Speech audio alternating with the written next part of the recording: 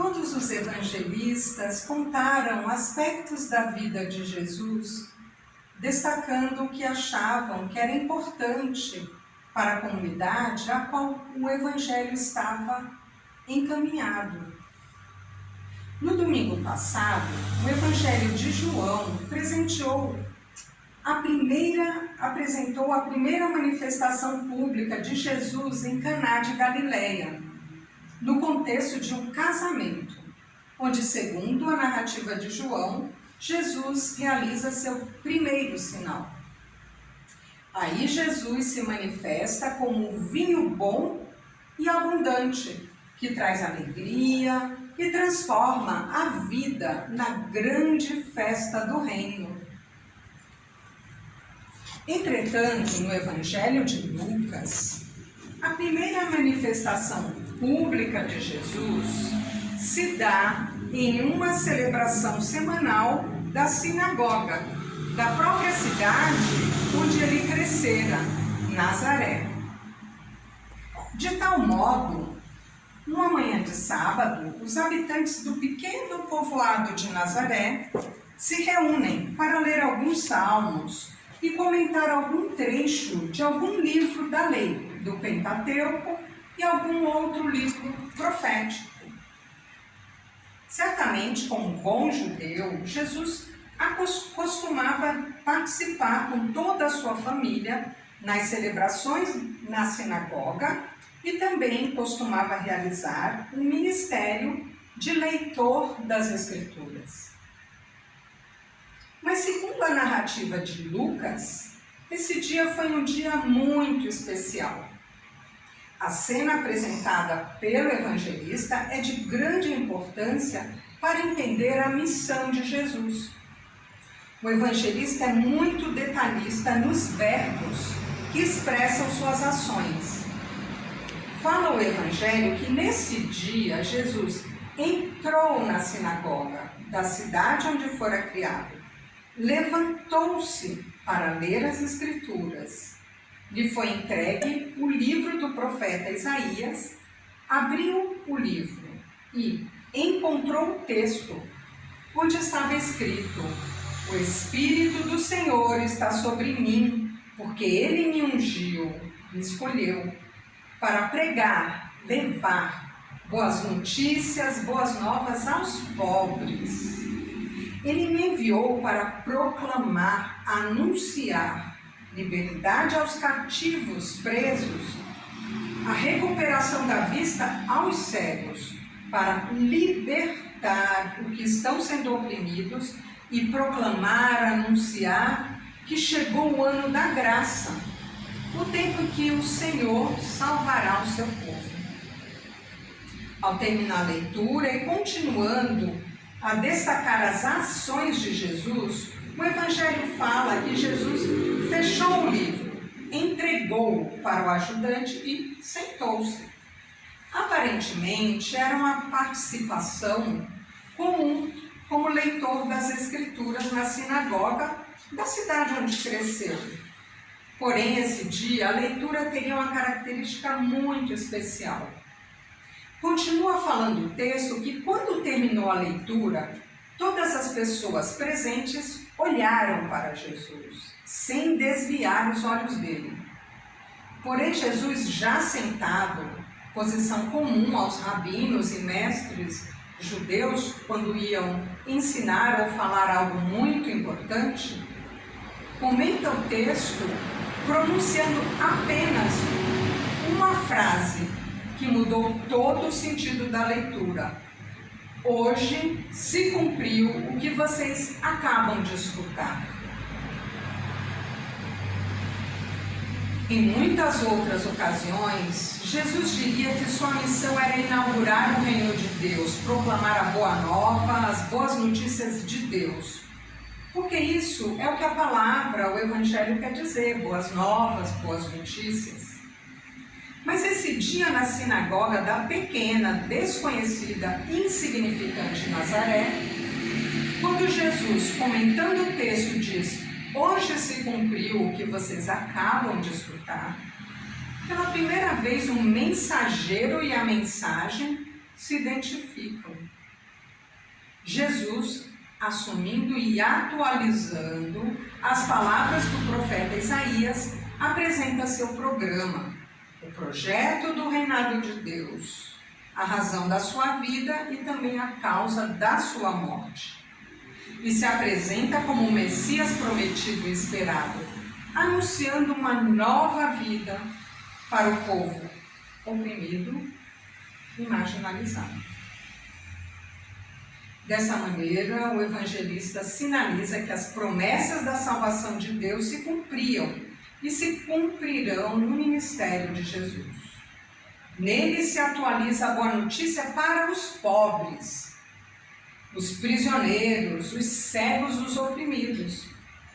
A boa notícia já não é mais uma coisa do passado ou apenas uma esperança futura.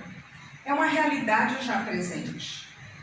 E será a partir desse dia, segundo a narrativa de Lucas, que Jesus começa a sua caminhada na Galileia, ensinando nas sinagogas, provocando a aceitação de uns e a rejeição de outros.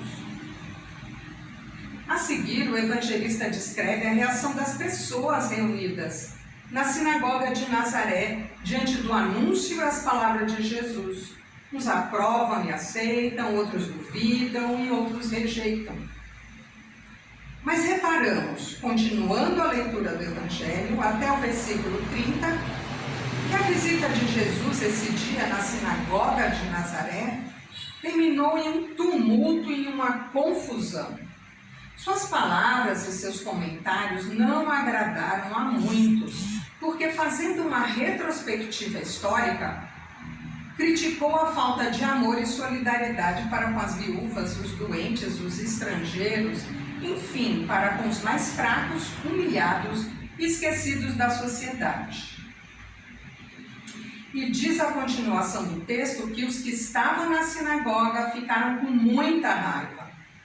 Levantaram-se, arrastaram e expulsaram Jesus para fora da cidade e o levaram até o alto do monte, onde a cidade estava construída, para de lá precipitá-lo abaixo. Mas ele passou pelo meio da multidão e foi embora. No entanto, sem dúvida, não foi o texto lido do profeta Isaías o que provoca o conflito, senão a recriação e a atualização que Jesus realiza do texto. É o hoje se cumpriu, o novo e o radical, e o que incomodou e irritou a muitos dos presentes. Talvez muitos deles comerciantes, campesinos ricos e pessoas acomodadas, que se importavam pouco com a sorte dos mais fracos e menos favorecidos, e desejavam continuar vivendo à custa dos pobres, porque esse hoje se cumpriu era a afirmação da chegada em Jesus do reino messiânico, reino que se vincula à denúncia e à rejeição dos esquemas sociais, econômicos e religiosos, opressivos e geradores de morte. Porém, como hoje se cumpriu, proclamado por Jesus nesse sábado na sinagoga de Nazaré, é também para nós hoje. Porque a palavra de Deus é sempre atual, pois fala da vida, da história, das esperanças do ser humano, interpelando-nos a gestos de amor fraterno e de partilha. Em Jesus somos parte de uma nova criação, somos o novo povo de Deus. E as palavras de Jesus a favor dos pobres, dos desabrigados e dos doentes na sinagoga de Nazaré, enfim, dos mais fracos da sociedade, constituem também um apelo e um desafio para nós hoje. Eu não sei quanto a vocês, mas assim, essa leitura do Evangelho, todos esses comentários que estamos fazendo, eles estão muito atuais. A gente acabou de ter a bispa Marienne trazendo isso. Até me emocionei agora, né? porque às vezes a gente se acomoda muito. Como é que uma pessoa, estava tudo indo bem para o Trump, ele tomou posse, todo mundo ali fazendo o seu papel acomodado, porque eu faço isso, eu ganho aquilo, né? O tomar lá da cá, da política, né? Então estava tudo correndo bem, ia fechar com essa coroação dele pela igreja, a igreja ao lado dele, né? Dizendo, olha, esse aqui é ele, né? Praticamente assim, é ele o novo Messias, está aqui, sabe? Deus está com ele, né? O que ele faz é abençoado por Deus, Deus está fazendo através dele. E aí, assim, simplesmente o roteiro, o script, o protocolo, ele é quebrado. Ele é quebrado. E assim, é importante ter essa coragem de quebrar o protocolo quando necessário. E Jesus fazia isso o tempo todo, né? O tempo todo ele dizia, deixa vir essa pessoa que está caída, essa pessoa que está doente, essa criança. Eles não são os mais indesejados, é por eles que eu estou aqui. A minha missão é junto a eles, a essas pessoas. Os outros já têm, né? Todo mundo já tem o seu quinhão aqui, nesse momento histórico, né? Então, o mercado já tem, o pessoal das tecnologias, da Amazon, X, isso, aquilo, todo mundo já tem, o Trump já tem, né? Mas e aquelas pessoas que ajudam a construir os países, né? A gente fala dos Estados Unidos, mas em todos os lugares, os pobres constroem. A gente, tempos atrás, eu lembro muito bem que se falava, os nordestinos que são rejeitados, são eles que construíram isso aqui, esse espigão aqui, esse prédio lindo, chique, maravilhoso, que ele não vai poder entrar nunca, a não ser como um serviçal, explorado, humilhado, né? Que vai ganhar pouco, que vai dele ser tirado os seus direitos, né? E que ninguém sabe quem é essa figura tão anônima, né? E agora continua essa situação, seja no nosso país, né?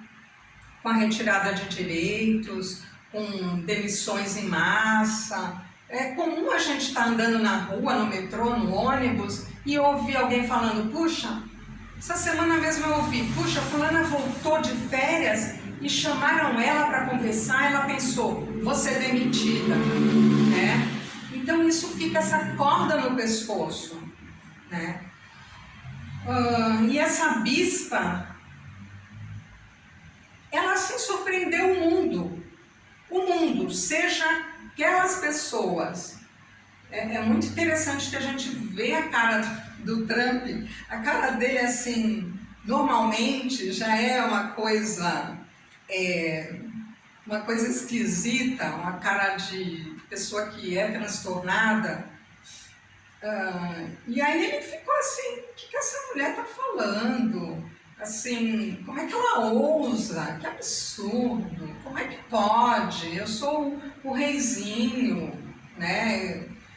Eu sou o esperado.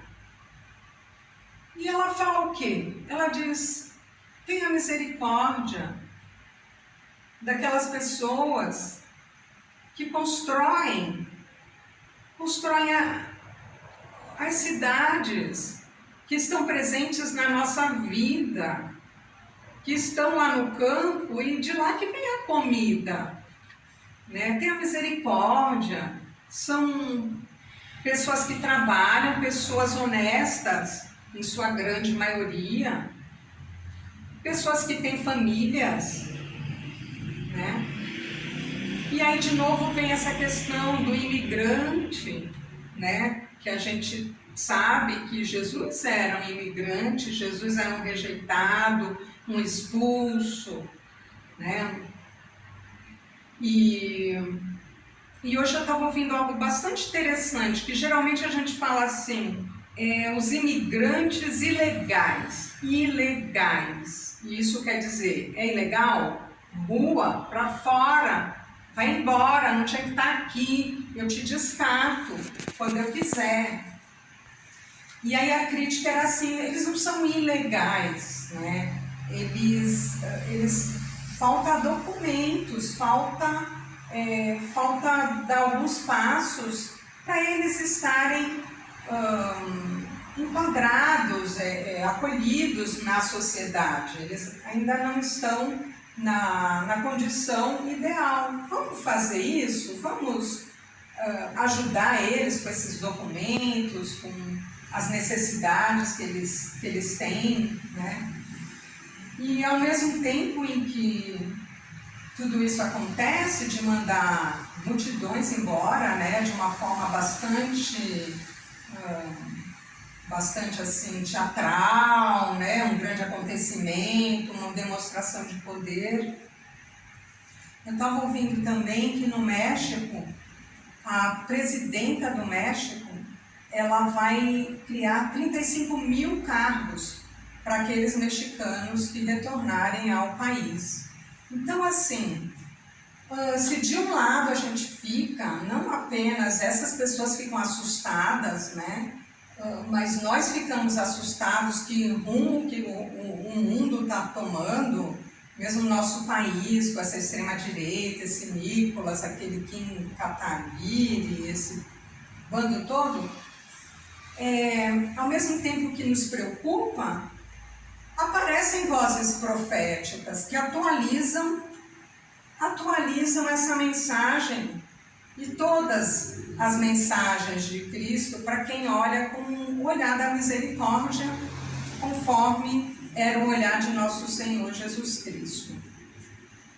Que nós possamos, nas nossas vidas, também sermos inspirados a agir a partir desse olhar e coração profético e misericordioso. Amém. Amém.